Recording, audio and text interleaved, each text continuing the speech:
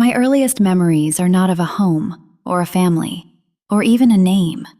They are of running, of cold winds cutting through my fur as I raced alongside the icefoxes through the northern reaches of Shon-Xan. The pack accepted me, though I'm certain they knew I was different, not quite one of them. But in the wild, what mattered was survival. And I could hunt. I could run. I belonged, or at least, I believed I did. I had only 2 possessions that hinted at another life. Twin gemstones I've carried for as long as I can remember. Sometimes I would take them out and stare at them by moonlight, wondering what they meant. Who had given them to me? Where did I truly come from? But the forest gave me no answers. Only instinct. In time, I began to understand that something flowed through me, something deeper than animal cunning. Magic coursed through every fiber of my being, connecting me to the realm of spirits that lay beyond. I learned to use it in small ways, quickening my reflexes during a hunt, soothing prey so they remained calm even as we closed in. Then came the day that changed everything. A man stumbled into our territory, wounded by a stray arrow. I could feel it, his life essence seeping away like water through cupped hands. My instincts took over. I savored the spirit essence leaving his body, and through it gained brief flashes of his memories. The lover he had lost in battle, and the children he had left behind when he came north. As he died, I comforted him with visions of sun-soaked meadows, pushing his emotions from fear to sorrow to something resembling peace. But what I took from him was far more precious than his final breath. His memories, his words, his humanity. Suddenly, human speech came to me as naturally as breathing. I understood their language, their thoughts, their dreams. And I knew, with absolute certainty, that I could no longer stay with the pack. I was meant for something else, something more. So I left. I kept to the fringes of Ionian society at first, watching, learning, and feeding. I couldn't help myself.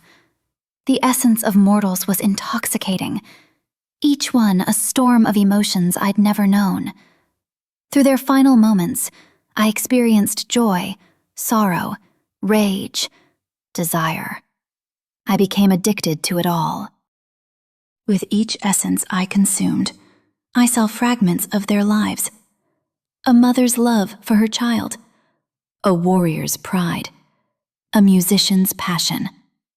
These weren't my memories, but I hoarded them anyway, desperate to understand what it meant to be human. But I also saw how they perceived me. In their memories, in their final, terrified thoughts, I saw myself reflected back. A monster. A predator wearing a woman's face. Something beautiful and terrible that lured them to their deaths. I tried to stop. I truly did. But when I abstained, my powers began to fade. My very essence seemed to unravel. So I convinced myself that this was simply what I was, a creature that fed on life to sustain my own. A monster, through and through. And then I met him, an artist. He stumbled upon me one evening as I was hunched over a dying man, draining away his life. Any sane person would have run, would have screamed, would have seen me for the monster I believed myself to be. But he stayed.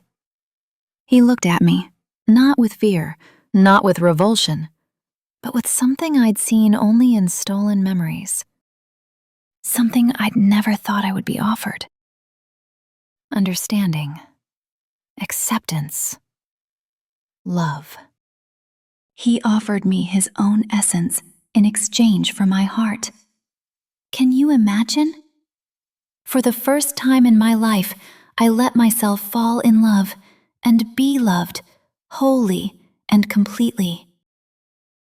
I told him he was mad, that I was too dangerous, too monstrous. But he simply smiled and said he loved me despite my nature. No, because of all that I was. He saw the struggle within me, the loneliness, the desperate search for belonging. Our days became filled with warmth I never knew existed. We would sit by a lake at the edge of Ionia. He would paint, flowers mostly, while I watched in wonder at how he could create beauty without magic. Just his hands, his vision, his heart. I found I could sustain myself by feeding on him in small amounts, just enough to ease the hunger without harming him. He offered himself freely, willingly, and for the first time in my existence, I felt truly happy. I wasn't just surviving anymore. I was living. I should have known it couldn't last. The hunger. It's always there, you see. A constant whisper beneath every other thought. I had learned to control it, to take only what I needed. But control is such a fragile thing. One moment we were together by our lake, his hand in mine. The next, I lost control. I felt it happening, the pull becoming too strong, my grip on his essence tightening beyond what I intended. I tried to stop, tried to pull back, but it was like trying to stop a waterfall with my bare hands. I drained him completely. His eyes, those eyes that had looked at me with such love, went dim. His hand went cold in mine, and I was left holding the body of the first and only person who had ever truly loved me. The first and only person I had ever truly loved. They say grief can consume you. I never understood that phrase until that moment. It wasn't a metaphor, it was literal. My grief became a living thing, wrapping around my chest until I couldn't breathe, until I couldn't think, until all I could do was cradle his body and scream. I had finally found what I'd been searching for: connection, love, humanity, and my own monstrous nature had destroyed it. I retreated from the world after that, deep into the wilderness where I couldn't hurt anyone else. But the isolation didn't bring peace, it brought clarity. I realized that I couldn't keep living like this, caught between what I was and what I desperately wanted to be. I needed answers. I needed to understand where I came from, what I truly was, and if there was any way to control this curse that had taken everything from me. The twin gemstones I'd carried my whole life, my only link to a past I couldn't remember, suddenly seemed more important than ever.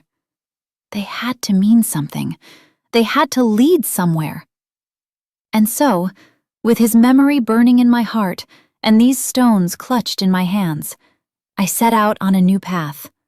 Not to find prey, or even to find happiness, but to find the truth about what I am, about where I came from, and perhaps how to ensure I never lose control like that again.